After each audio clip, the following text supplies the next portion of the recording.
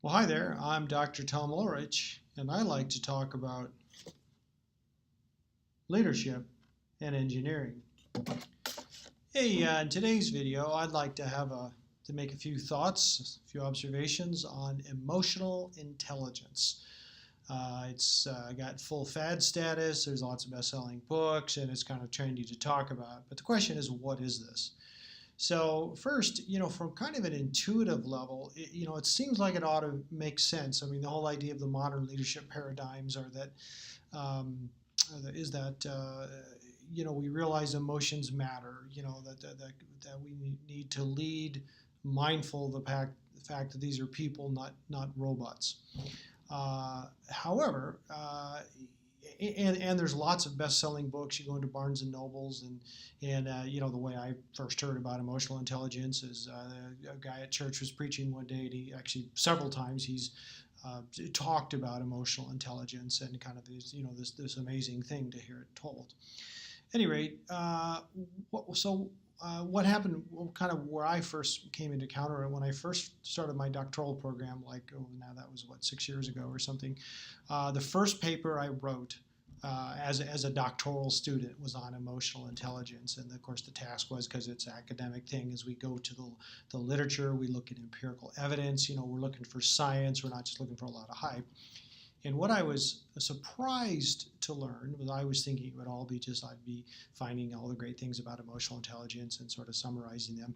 But the first thing I found was there was this raging controversy where, in fact, in all my studies, I've not seen anything of this magnitude, where there's just simply people upset, which of course is fantastic, right? Emotional intelligence writers are upset about it. But anyway, they're just, just in general, a huge number of researchers simply reject the notion. And digging into it, what it turns out is a couple things. So first, some background. So certainly the world's leader in research on human emotion is Yale University, and they've got some researchers, Peter Salovey and John Mayer. Now, that's not the John Mayer that sings, but it is the same name. And then a guy named Daniel Goleman. They were all researchers. These are all credentialed guys. They're professors at Yale. They've got PhDs and so on, and they're writing about this. And Salovey and Mayer they proposed one model of emotional intelligence. Now, Goleman actually left Yale, went and spent some time with the Dalai Lama, came back and proposed a different model. And the model that is the one where all the best-selling books is Goleman's model, and the other one is Salovey Mayer's. And the basic nature of the controversy is two things. One is the research community really has reacted strongly to Goleman's stuff, is filled with wild, unsubstantiated claims. Like, he'll say things like 80% of your success in life is directly attributable to your emotional intelligence. Okay, and just to be clear, that's nonsense. But he has a lot of these overblown claims that just makes scientific researchers really react.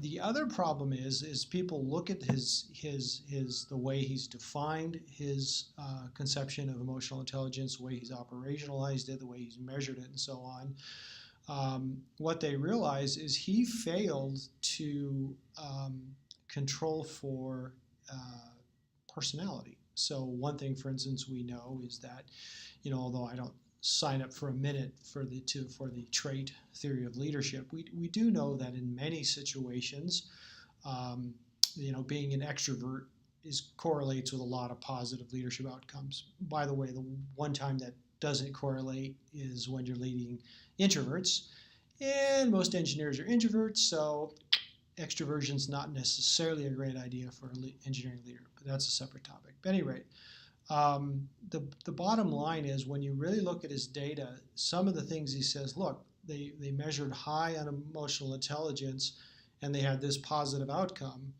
And then when you look at his subjects, you realize, well, they're all extroverts, and the reason for the high outcome is not EI, it's because they're extroverts. So he really pervasively has failed to control for personality, and just the science is in question, and that's the beef with Goleman. By the way, his concept is sort of has sort of four points of emotional intelligence: self-awareness, social awareness, self-management, and relationship management. So any rate, now on the other side, then you had Salovey and Mayer, who they proposed a model that pretty much none of the researchers have objected to. They've gone about things very scientifically and methodically, and they've isolated their variables and kind of correctly done it, but they sort of got caught up in this backlash. There was all this backlash against Goleman that because he used to be at Yale, it kind of caught them all up, and then the controversy in the literature is just back and forth, like wait, we have different models. So Salovey and Mayer's model is that there's four components also, but the first one is emotional intelligence has to do with your ability to perceive emotion in self and others. So an emotionally unintelligent person will be, like the very famous, I am not angry. That would be a classic low emotional intelligence moment. Or if someone's crying and you don't notice it, that would be low perception. The second one is using emotions, and so the idea there is to realize, hey, I've got to just having the intelligence to say, hey, I've got to study, and the best way to study is to get kind of in a relaxed, sort of somber state. That's optimal. And so you kind of learn to use your emotions to further what you want to accomplish. Or if you're a football player, it's actually an emotionally intelligent thing. If you're a linebacker, to get all kind of angry and stuff, so you tackle harder. The third part of Salovey and Mayer's is understanding emotions. So that's sort of the cognitive, like, okay, that makes sense that they would be angry because you called them a fat oaf.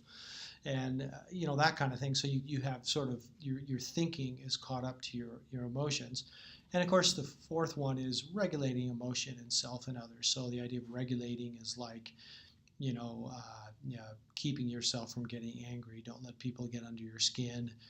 Very important for managers. If the room's getting upset, as a manager, you want to be the one who can sort of restore calm. And so some managers are like thermometers, whereas the group energy, the emotions get hot, they get hot themselves. They sort of reflect the group.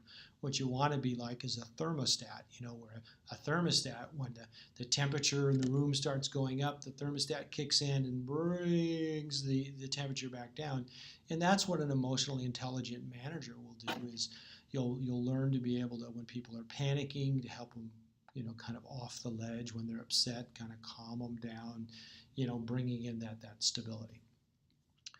All right, so then in terms of the research stream, what you'll find is there's three kinds of emotional intelligence. They'll talk about, I think initially they were talked about three research streams, and now they're called trait, ability, and mixed. And so the idea of trait and ability emotional intelligence, those are both models using Salovey and Mayer's conceptualization, perceiving, using, understanding, regulating. What it is the trait ones have to do, they use that Salovey-Mayer's model, but the way they measure it is by a survey. So you sort of answer questions about yourself. Whereas the ability EI research stream, that has to do with, there's like computer programs that you interact with, and they'll measure it. So like, they'll show a picture of somebody, maybe like really angry looking person, and say, hey, what's their emotion? And if you say, well, that guy's angry, okay, that gives you a high score. And if you say, oh, he looks really happy, that gives you a low score. And then finally, mixed EI is the one from Goleman, where it's a different model.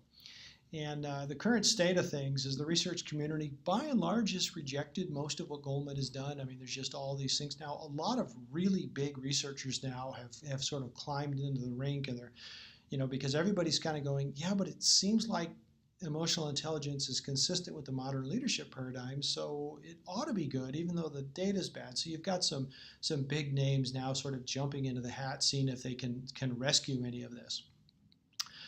With Goleman stuff. Meanwhile, with Salovey and Mayer's, all the researchers are happy with their conceptualization and kind of generally happy with their science. And the crazy thing is, by and large, the data doesn't show that it correlates with anything.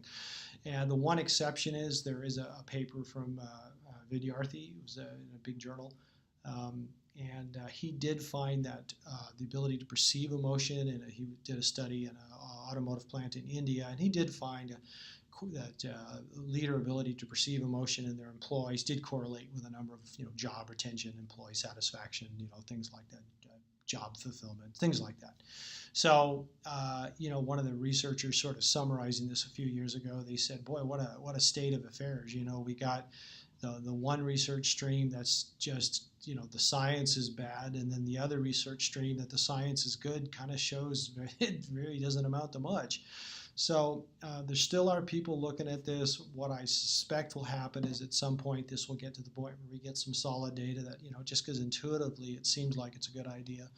But in the meantime, as of 2019, this is mostly theory. There's not a lot of data that backs it up. And certainly, with the books that are the best-selling ones, just a lot of that is more hype and philosophy than it is science. Having said that, I do think, like I say, I think it's a good concept. Just the science hadn't caught up to that, and it's very important that you sort of, I would stick with the Solovey and Mayer stuff. At any rate, so those are my thoughts on emotional intelligence. Hey, for more videos on anything related to engineering and leadership, you can visit my website, tomullrichconsulting.com. And of course, I've got all my YouTube videos listed there. And of course, you can just go on YouTube and you can search on Dr. Tom Ulrich, and I think that'll find me also. At any rate, I'm Tom Ulrich. I'm the engineering leadership guy, and I'll talk to you later.